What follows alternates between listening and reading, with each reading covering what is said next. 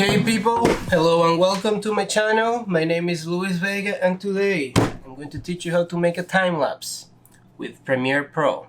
So follow me, come in here and let me show you quickly here. Let me turn this on, start recording. Okay, perfect. So this is a product of me going to the island last Friday and obtaining amazing footage. So here you go, guys. The first thing you need to do is that once you have your pictures set up, picked up, and touch on Lightroom, let me just show you my pictures on Lightroom right now. You're gonna create a folder with your time lapse, with all the pictures that you're gonna use for the time lapse. In my case, the folder, it's Toronto Island time-lapse 3. So as I open here, you're gonna see that I have the 307 pictures that I took with 2-second intervals. So it was like 9 minutes or so. And I already have them edited. So what I do is that basically I go to Lightroom and I choose one of the pictures of the whole time lapse. Now I have 3 and I'm not sure which one is which here. So basically once you choose the picture, you edit that picture. You want to make sure that you either choose the brightest one or the darkest one. So when you edit, you click paste all the the edit that you have for that picture to all the other pictures. You don't have to nothing else, you know what I mean? Anyways, my picture is already edited. It's right here. So let's jump to Premiere Pro right now. I'm gonna close Lightroom. Here we go. Premiere Pro. I have my project open already. Toronto time-lapse number 3. So now I go here, import media to start, double click. It brings me to my desktop, to the folder that I created, Toronto Island time-lapse 3. I go to the first picture, numero uno, here, boom. And then you see this here, it says image sequence, and it just got marked itself. But it's very important that you click image sequence and that all these images are, connected numberly. Because otherwise you're gonna have a mess. And you're gonna realize once you do the time lapse that the first pictures or so or in between are like shaking or moving. Those are, no good. Anyway, so I click on the first image sequence, open. Now I have here in Premiere my images. Now you need to modify interpret the footage first. So you go to modify, interpret footage. It's at 29 frames. So you go down, click here, assume this frame rate 23.9768. There you got that right. And then you click OK. And then, before it was 10 seconds, now it's 12. Timeline, I haven't touched because I'm gonna modify it. This picture is from a full frame crop sensor from a Sony A7 III, so it's 6,000 by 4,000, much bigger than the high definition, the 4K standard. So we're gonna bring that down, but after when we export it. So I bring the click and paste the images right here in the time lapse. Now I'm gonna give this a little bit off speed. I'm gonna hit the speed at 150. It's gonna bring it down to 8 seconds. And then just to give it some movement, well, you guys can notice that it's level, the horizon is level, so I don't have to touch that. And it's better if you shoot it leveled in the first place, but if not, you're gonna run into some issues if your computer can't process big images.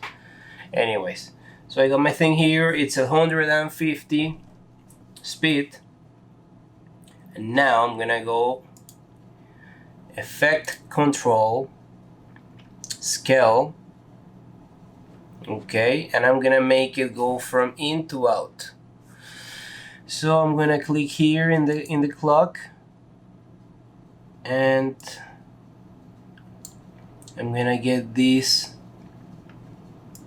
zoomed in. There you go, that's pretty cool. Okay, and then I'm gonna come all the way to the end.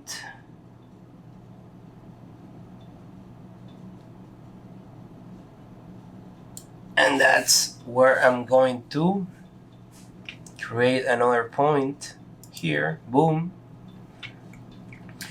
Just that this one is gonna be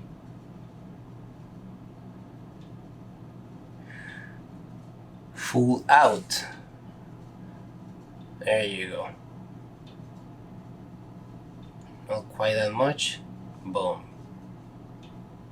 So the time lapse is gonna start tight frame, and then whoop, it's gonna open, and it's gonna present this magnificent city with a beautiful sunset. Okay, so I'm ready. I don't have nothing else to do. 150 speed is not a set number, but it's a number that I like, and I think it works.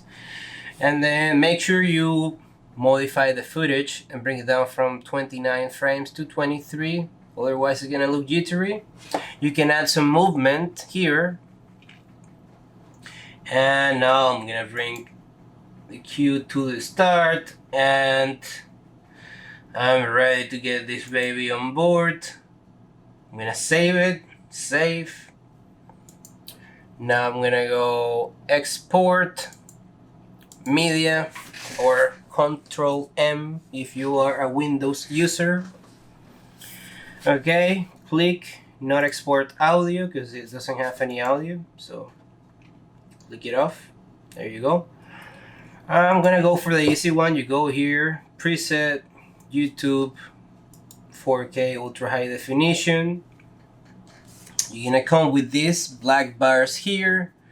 You don't want them, so source scaling, you go scale to fill.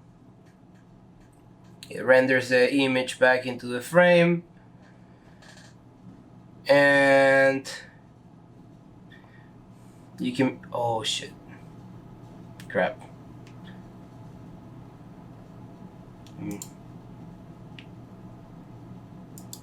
Just one. I have to redo this again, sorry people.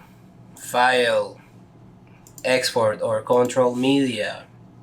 Okay, match source, no. YouTube, 4K ultra high definition, then you go back here, scale to fill, perfect. Render at maximum depth.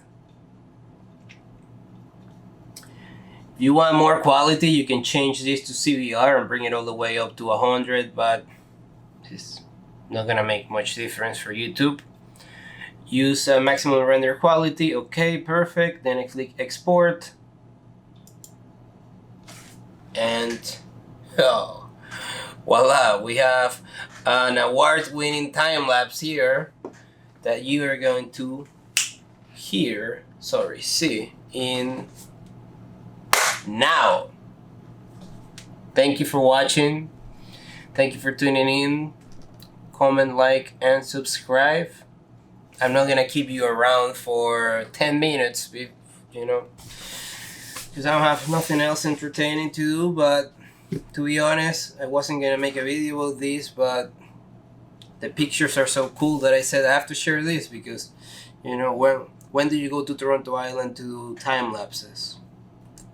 Once or twice a year, at least for me. So, well, yeah, if you wonder yourself where did I took this shot, it's in the Toronto Islands, and exactly in Center Island by where you catch the ferry. You look at the right. Like if you have Toronto here, you look at the right and there's a tiny bridge, and then you cross that bridge, and then it opens, you know, to a whole bay area. That's where I got this magic happening. And tip, there is lots of swans, ducks, and all kind of animals and birds. chilling and hanging there, so they make pretty good looking pictures. Okay, you know, I gave you this story and it's only 7 minutes, so yeah, that's it. Thank you for watching, people. See you later. Bye. If you have any questions, put them down, but it's very very simple, straightforward.